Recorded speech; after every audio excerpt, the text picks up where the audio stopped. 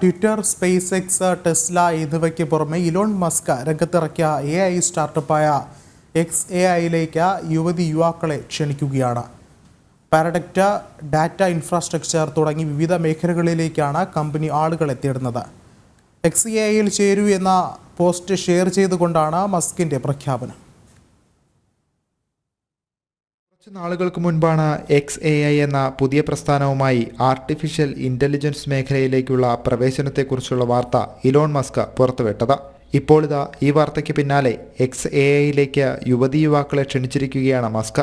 Product, data, infrastructure വിഭാഗങ്ങൾക്കൊപ്പം എഞ്ചിനീയർമാരെയും ഡിസൈനർമാരെയും കമ്പനി തേടുന്നുണ്ട്.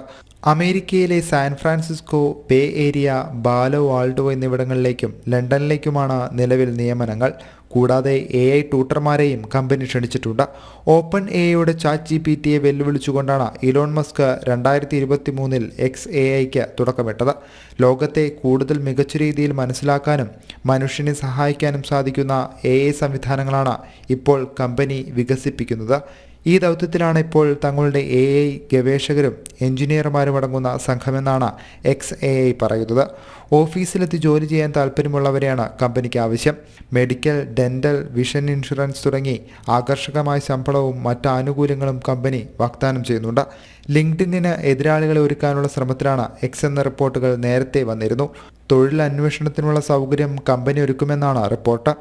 ലിങ്ക്ഡിൻ എന്ന പ്രൊഫഷണൽ നെറ്റ്വർക്ക് വെബ്സൈറ്റുമായുള്ള മത്സരത്തിന് കൂടിയാണ് ഇതോടെ തുടക്കമാകുന്നത്.